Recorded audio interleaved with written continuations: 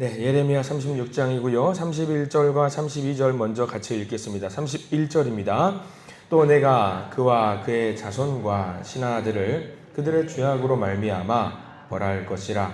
내가 일찍이 그들과 예루살렘 주민과 유다 사람에게 그 모든 재난을 내리리라 선포하였으나 그들이 듣지 아니하였느니라.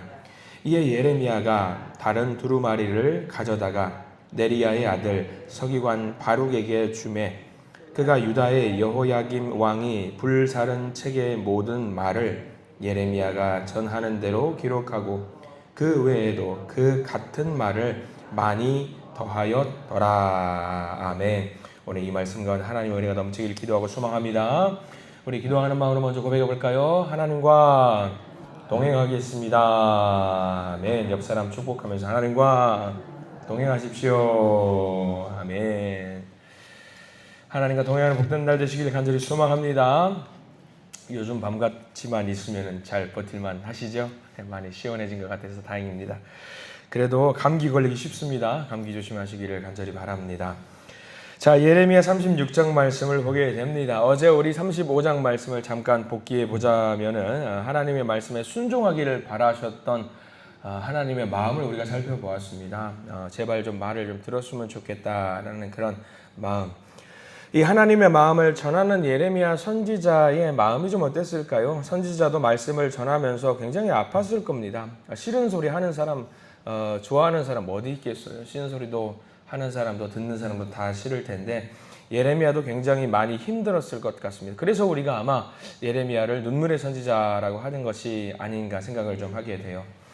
근데 이렇게 하나님께서 심판의 말씀을 늘 하시면서 항상 우리가 알고 있는 것, 여지를 남겨두신다라는 거 우리가 잘 알고 있을 겁니다. 우리도 36장 말씀도 여지를 남겨두시는 분이라는 그 말씀들이 기록이 좀 되어 있거든요. 어떤 말씀들인지 우리가 한번 살펴보기를 원하는데요. 우리가 읽었던 31절과 32절 말씀은 전체적인 마지막 요약이 될 것 같아요. 근데 1절 말씀부터 보면은요, 시대적인 배경과 어떤 이야기들이 있었는지도 자세히 나와요. 귀한 이야기들이 좀 담겨 있는데 우리 1절 말씀부터 함께 천천히 다시 한번 보기를 원합니다. 1절 말씀 같이 읽어볼까요? 유다의 요시야 왕의 아들 여호야김 제4년에 여호와께로부터 예레미야에게 말씀이 임하니라 이르시되 라고 나와 있어요. 여호야김 제4년이라는 표현에다가 밑줄을 좀 그어두시면 이때 굉장히 큰 전투가 하나 있었거든요. 여호야김 제4년에 갈가미스 전투라고 해서 이 갈가미스 전투가 뭐냐면 중동의 어떤 패권을 두고 큰 전쟁이 일어나요. 신흥 세력이었던 바벨론하고 기존 세력이었던 애굽 이 두 나라가 거대한 나라죠. 중동의 패권을 갖고 있었던 나라니까 갈가미스 전투라고 해서 바벨론과 애굽이 싸움을 큰 전쟁을 펼치게 됩니다. 애굽은 아래에서부터 위로 올라가려고 그래요. 크게 영토를 확장하기 위해서. 그리고 바벨론은 위에서부터 아래로 내려오려고 해요. 그 중간에 껴있는 나라가 어딜까요? 유다예요. 유다. 그 중간에 딱 껴있어요. 그래가지고 중간에서 노선을 잘 잡아야 되는데 이때 당시 여호야김이라는 왕이 통치하고 있었던 시대에 바벨론으로 붙을까 애굽으로 붙을까 고민을 많이 하고 있었던 상황 속에서 어디에 붙었냐면 기존에 힘을 갖고 있었던 애굽에 붙었어요. 근데 이 전쟁에서 어디가 이겼느냐? 바벨론이 이겨버린 거예요. 바벨론이 이겨버리니까 이제 유다가 중간에 껴가지고 고래 싸움에 새우등 터지는 것처럼 이제 애굽에 붙었는데 애굽이 져버리니까 큰일이 나는 거죠. 그래서 바벨론 입장에서도 이 유다란 나라를 가만둘 수가 없는 거고요. 여호야김 제4년이라는 말은 이 갈가미스 전투에서 패하고 난 이 상황에서 여호와의 말씀이 임했다라는 것을 알려주고 있는 거죠. 특이점은요. 2절 제일 끝에 보면 기록하라라는 말이 있어요. 2절 제일 끝에 한번 보셔요. 2절 너는 두루마리 책을 가져다가 내가 내게 말하던 날 곧 요시야의 날부터 오늘까지 이스라엘과 유다의 모든 나라에 대하여 내가 내게 일러준 모든 말을 거기에 기록하라. 두루마리를 가져와서 기록하라 라고 하시는데 무엇을 기록하느냐 이게 중요한 거겠죠. 자, 기록한 내용은 3절입니다. 하나님께서 여지를 남겨두신다라고 늘 말씀드렸지요. 3절은 전체를 다 밑줄을 그으셔도 됩니다. 3절 말씀 읽어보겠습니다. 유다 가문이 내가 그들에게 내리려 한 모든 재난을 듣고 각기 악한 길에서 돌이키리니 그리하면 내가 그 악과 죄를 용서하리라 하시니라. 하나님께서 한 번 더 소망을 가지셔요. 이 나라가 국운이 기울어져 있는 상황 속에서도 바벨론과 애굽이라는 큰 나라의 전쟁에서 중간에서 힘들어하고 있는 유다 백성을 보면서 안타까워하는 마음을 가지셔서 이렇게 여지를 남겨두시고 나를 따르기만 한다라고 한다면, 순종하기만 한다라고 하면은 그 살 길을 만들어 주실 것이다라는 말씀을 해주고 있고, 중요한 것은 이 모든 말씀을 뭐라고 말씀하고 있냐? 기록하라. 기록하라. 오늘 36장의 핵심은 기록하라입니다. 기록하라. 이 기록한다라는 내용을 가지고 이야기가, 심각한 이야기가 나와요. 중요한 건 예레미야의 말로 선포되고 말로 그냥 뱉는 걸로 끝나는 것이 아니라 기록이 되어서 모든 사람이 볼 수 있도록 해라라는 거죠. 글로 썼다고 이 글을, 기록된 글을 보고 모든 사람들이 마음이 이제 회개하고 하나님께로 돌아올까? 만약에 그랬다라고 한다면은요, 이 세상은 이미 천국되어 있을 겁니다. 그렇게 하지 않았어요. 여기서부터가 중요한데, 예레미야가 이 모든 글들을, 예레미야라는 이 성경 말씀을 다 적었을까요? 아닙니다. 예레미야가 적지 않았어요. 예레미야가 적지 않았고 누가 적었느냐? 다른 사람이 적어요, 사실. 이 성경이라는 것은. 4절 말씀 보실까요? 4절 말씀에 그 내용이 나와 있어요. 4절 읽어봅니다. 이에 예레미야가 네리야의 아들 바룩을 부르매 바룩이 예레미야가 불러주는 대로 여호와께서 그에게 이르신 모든 말씀을 두루마리 책에 기록하니라 라고 나와 있어요. 예레미야의 저자는 누군가요? 예레미야의 저자는 누구예요? 예레미야의 저자는 예레미야 맞습니다. 그럼 예레미야는 누가 썼어요? 예레미야가 썼어요? 예레미야가 쓰지 않았고 오늘 나와 있죠. 바룩이라는 사람이 대필한 거예요. 대필. 예레미야는 말로 선포를 하고 그 바룩이라는 사람은 예레미야의 비서쯤 되는 사람인데 이 사람이 대필해서 적은 사람이 바룩이지요. 중요한 사람이에요. 이 바룩이 어떤 사람이냐면 얼마 전에 예레미야가 땅을 한번 산 적이 있어요. 다 망해가는 그 땅을 산 적이 있죠. 그 땅을 사준 사람이, 대신 사준 사람이 이 바룩이라는 사람이에요. 예레미야 혼자 이 모든 일을 감당하는 건 어렵습니다. 굉장히 큰 방대한 이 예레미야라는 책을 다 쓰는 것도 어렵고요. 자기가 쓰기도 했겠지만은 이 대필을 했다라는 것도 굉장히 중요한 의미거든요. 이게 무슨 의미가 있느냐? 자기 혼자 말씀을 선포하고 끝내는 것이 아니라 세대와 세대 간에 그 말씀을 공유한다라는 것입니다. 성경 말씀은 그 성경 쓴 저자들이 좀 그 실제로 저자와 기록한 저자가 다른 경우가 많이 있어요. 로마서의 저자, 여러분들 누구죠? 로마서의 저자는 바울입니다. 바울이라는 저자예요. 근데 로마서를 바울 혼자 다 썼을까? 아니요. 더디오라고 하는 밑에 따르는 제자가 있었어요. 더디오가 로마서를 작성했고요. 베드로전서 누가 썼을까요? 당연히 베드로가 썼겠죠. 베드로가 그 저자고요. 실로아노라고 하는 그 제자가 있어요. 제자가 또 대신 써준 겁니다. 이게 굉장히 중요한 거예요. 누군가 이 글을 대신 써주고 그 마음의 양식으로서 하나님께 주신 말씀으로서 자기도 받아 먹을 수 있는 좋은 기회가 되거든요. 믿음의 가정 보면 이런 모습도 있습니다. 부모의 신앙이 그대로 자녀들에게 녹아 들어가는 경우가 있습니다. 귀한 어른들의 믿음의 유산이 자녀들에게 전달이 되는 거 굉장히 귀한 일이죠. 이렇게 잘 흘러갈 수만 있다고 한다면 얼마나 좋겠습니까? 근데 이 말씀을 보면서 저는 문득 이런 생각이 들더라고요. 여러분들 믿음의 부모님들께서 말씀을 자녀들에게 전달해 주는 경우가 있어요. 어떻게 전달해 주시냐면 보통 필사를 해서 전달해 주는 경우가 있어요. 저는 그 모습이 문득 생각이 났어요. 귀한 믿음의 유산이죠. 저도 필사본을 갖고 있기는 하지만 그 성경에 등장하는 필사본, 오늘 이 예레미야서의 필사본과 우리가 써서 자녀들에게 주는 필사본은 느낌이 사뭇 달라요. 중요한 건 뭐냐면 성경에서는 믿음의 선배들의 믿음을 그대로 자녀들에게 전달했다라는 것이 핵심이에요. 근데 우리가 하고 있는 어떤 성경 필사라든가 믿음의 유산을 전달하는 것은 핵심이 뭐냐면 이런 것 같다라는 생각이 들어요. 뭐냐면 아들아, 딸아, 너는 열심히 살아.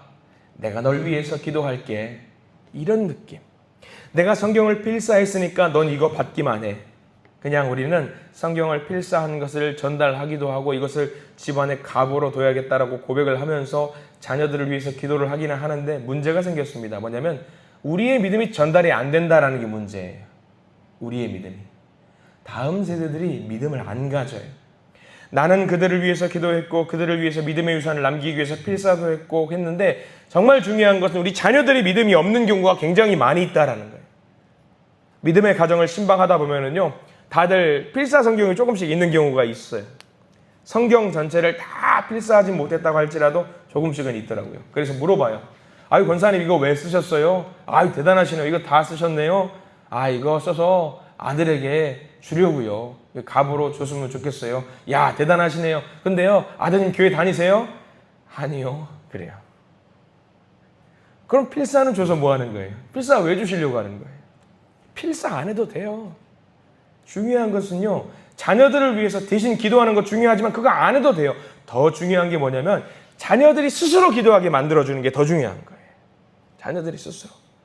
자녀들이 스스로 필사하게 만드는 게 더 중요한데 우리가 그걸 다 대신하고 만든 거를 그냥 그대로 전달하는 경우들이 있다는 거죠. 이거 굉장히 큰 문제입니다. 우리가 문제. 우리도 필사 많이 했어요. 우리 교회도 보면 재작년에 귀한 행사로 신약 필사도 있고 구약 필사도 있고 그 재단 위에 올려져 있죠. 근데 우리가 그 필사에 얽매여 있어서 야, 우리 그때 필사했지. 그때 참 좋았어. 여기에 멈춰 있으면 옳은 일이 아니라는 거죠. 그 필사했던 귀한 마음을 자녀들에게 물려줘야 되는데 그거는 못하는 경우들이 분명히 있습니다. 이거는요, 성공한 믿음이라고 보기 어려워요. 이 36장 말씀이 그 내용이 담겨 있는 거예요. 이 새벽 예배 시간에 여러분들은 자녀들이라든가 가족, 형제, 자매들을 위해서 많은 기도 제목들을 갖고 나오신다는 것. 저도 물론 갖고 나오니까요. 근데 중요한 것은 이런 거예요. 자녀들아, 너희들은 푹 쉬어라. 내가 대신 기도할게. 이거 좋아요, 안 좋아요? 이거는 옳은 믿음이 아닌 거예요. 네. 형제, 자매들, 당신들은 쉬세요. 제가 대신 기도하겠습니다. 이거는 옳은 일이 아닌 거예요. 힘든 일이 있으면 같이 기도하자고 해야 돼요. 같이. 이게 더 중요한 거죠. 같이 울고 같이 웃자고. 이게 굉장히 중요한 일인데 우리가 그것을 놓칠 때가 많이 있습니다. 가장 중요한 것은요, 믿음의 유산을 그대로 전달하는 거예요. 지금 예레미야가 그 제자에게 그 믿음을 그대로 전달했던 것처럼 이거 굉장히 중요한 일, 우리에게 도전을 주고 있다는 것 기억했으면 좋겠어요. 자, 5절 말씀. 그래서 그 믿음의 유산을 고스란히 바룩이라는 사람이 물려받거든요. 자, 5절 말씀 함께 보겠습니다. 5절 읽어봅니다. 예레미야가 바룩에게 명령하여 이르되 나는 붙잡혔으므로 여호와의 집에 들어갈 수 없으니. 지금 예레미야는 연금돼 그 감옥에 갇혀 있잖아요. 성전에 들어갈 수 없어요. 예배를 드릴 수도 없고요. 성전에 가서 말씀을 선포할 수도 없어요. 그러니까 안 되겠다 싶어서 가만히 있으면 안 되잖아요. 바룩에게 와서 말씀을 적고 이거 가서 그대로 읽어라. 그대로 선포해라. 하나님 말씀이니까 선포해라. 이것도 어려운 일이잖아요. 아유, 스승님 제가 어떻게 갑니까? 가라. 가서 해야 된다. 강권하는 거예요. 바룩이 용기를 내서 갑니다. 6절 말씀 읽어볼까요? 6절입니다. 너는 들어가서 내가 말한 대로 두루마리에 기록한 여호와의 말씀을 금식일에 여호와의 성전에 있는 백성의 귀에 낭독하고 유다 모든 성읍에서 온 자들의 귀에도 낭독하라. 바룩에게 시키는 거죠. 바룩은요, 순종해요. 순종합니다. 귀한 믿음의 스승이고 귀한 믿음의 제자입니다. 예레미야가 할 수 없으니까 하나님의 말씀이 선포되는 그 일을 바룩이 하는 거예요. 이거를 우리가 하기를 원한다라는 거예요. 내 믿음을 자녀들에게 갖게 하고 그 자녀들도 더 귀한 믿음을 가져야 되는 거죠. 예레미야가 내가 못한다고 포기하잖아요. 하나님 앞에서 우리가 자녀들에게 믿음 전하는 게 너무 힘들어요. 하나님 못하겠습니다. 아니에요. 포기하잖아요. 바룩에게 기억고 시킵니다. 외치라고 시켜요. 여기서 가장 우리가 깨달아야 될 것은 아유, 말씀 전해도 안 되더라고요. 하나님 답이 없더라고요. 중요한 건 보세요. 말씀을 선포하는 바룩을 보세요. 여기서 예레미야는 적어도 한 명은 건져요. 누구를 건지는지 아세요? 바룩 한 사람은 건져요. 아무도 말을 안 듣는다라고 할지라도 바룩 한 사람을 건졌다라고 하는 거예요. 우리가 늘 그런 고백을 하죠. 때를 얻든지 못 얻든지 우리가 할 일 하자라는 거 고백을 많이 합니다. 그 일을 가능하게 만드시는 분이 누구냐? 하나님이에요. 우리는 하면 돼요. 되냐 안 되냐 그건 하나님께 맡기는 거예요. 최소한 예레미야는 바룩 한 사람은 건졌어요. 하나님의 말씀에 순종한 한 사람을 건졌으면요, 예레미야는 다 한 겁니다. 그거면 충분한 거예요. 우리가 전도하라고 할 때 누가 가서 10명, 100명 전도하라고 하는 거 아니에요. 적어도 한 사람에게 말씀을 전했냐, 예수를 전했냐, 전하지 않았냐, 이거는 굉장히 중요한 문제예요. 와서 교회 이 자리에 앉혀가지고 예수를 심고 권사님 되게 만들고 집사님 되게 만들고 그걸 원하는 게 아니에요. 하나님은 내가 전했냐, 너 전하기는 했냐, 이거를 물어보시는 거죠. 이게 굉장히 중요한 거예요. 전했다라고 한다면은요, 복음을 전했고 예수를 전했다라고 한다면은요, 그 뒤는요 하나님이 하시는 거예요. 하나님께 맡기면 되는 거예요. 다만 전하지도 않았다라고 한다면 그거는 문제가 있는 거죠. 그래서 바룩이 말씀을 7절에서 전하고요. 그랬더니 무슨 일이 펼쳐지느냐? 8절 말씀 보겠습니다. 8절 읽어봅니다. 네리야의 아들 바룩이 선지자 예레미야가 자기에게 명령한 대로 하여 여호와의 성전에서 책에 있는 여호와의 모든 말씀을 낭독하니라 라고 했어요. 성전에 가서 바룩이 말씀을 전했죠. 자, 말씀을 전했고요. 많은 사람들이 예배를 드리다 말고 그 말씀을 들었겠지요. 회개했을까요, 백성들이? 하나님의 말씀에 감동돼서 모든 사람들이 엎드려 절했을까요? 그랬으면 얼마나 좋아요. 자, 지금 왕에 대한 이야기를 하고 있는데 지금 왕이 여호야김 왕이거든요. 종교개혁을 주도했던 굉장히 큰 위대했던 요시야 왕의 아들 여호야김. 이 여호야김이 이 말씀을 듣고 어떻게 했는지 잘 보십시오. 여호야김이 쭉 넘어가 볼게요. 여러분들 21절 말씀.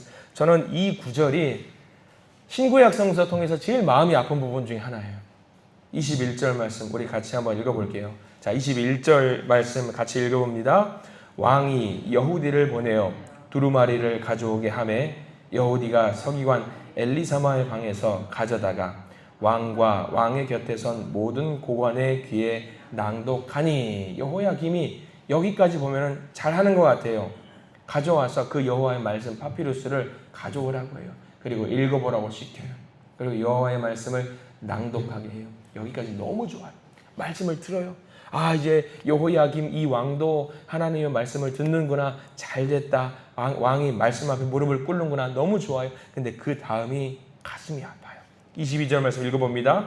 그때에는 9째 달이라 왕이 겨울 궁전에 앉았고 그 앞에는 불 피운 화로가 있더라. 23절 여후디가 서너 쪽을 낭독하면 왕이 칼로 그것을 연하여 베어 화로불에 던져서 두루마리를 모두 태웠더라. 말씀이 선포됐는데 이 여호야김 왕이 어떻게 했느냐? 그 말씀을 듣기는 듣지만 그것을 가져다가 족족 다 잘라버리고 태워버려요. 아, 너무 가슴이 아픈 거예요.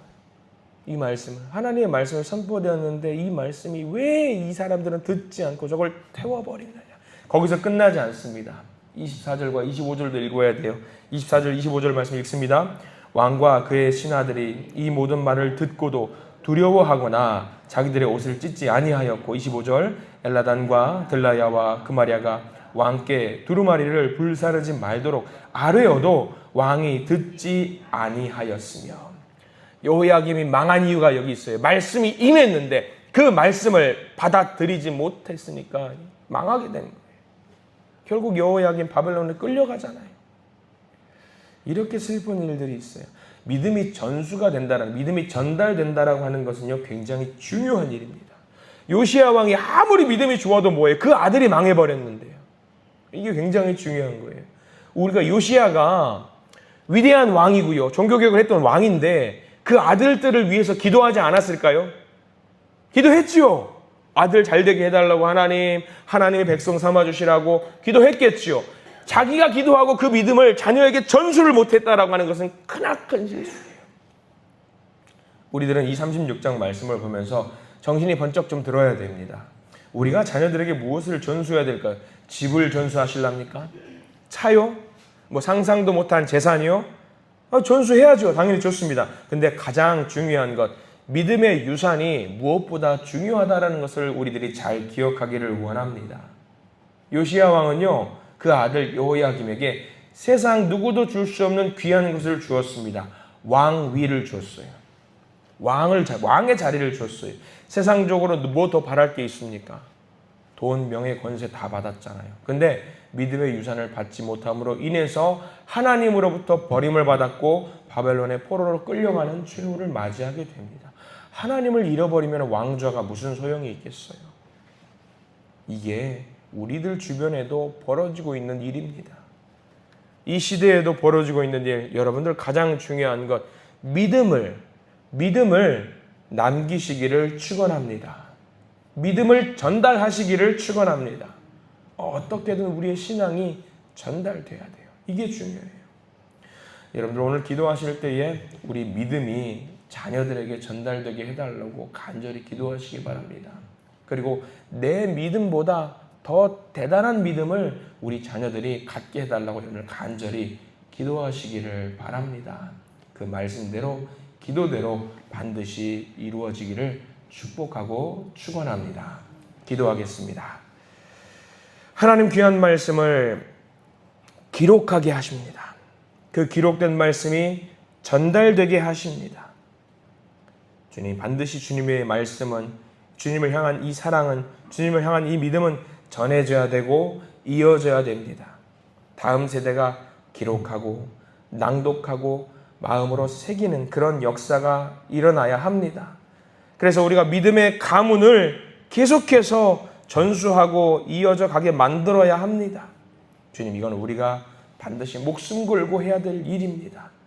이 시간 36장 말씀, 예레미야 말씀을 통해서 이 여호야김이 하나님의 말씀을 이렇게 불러 태우는 안타까운 일, 우리의 모습은 아닌지 모르겠습니다. 이 시간 아침에 회개하고 하나님께로 다시 돌아와서 방법을 하나님께 묻고 답을 찾아가는 믿음의 사람들이 될 수 있도록 인도하여 주시옵소서.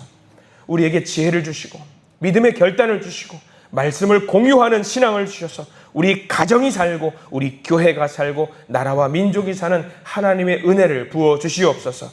우리의 자녀들도 하나님의 사람으로 거듭나는 놀라운 역사를 이 시간 허락하여 주시옵소서. 예수 그리스도 이름으로 간절히 기도드립니다. 아멘.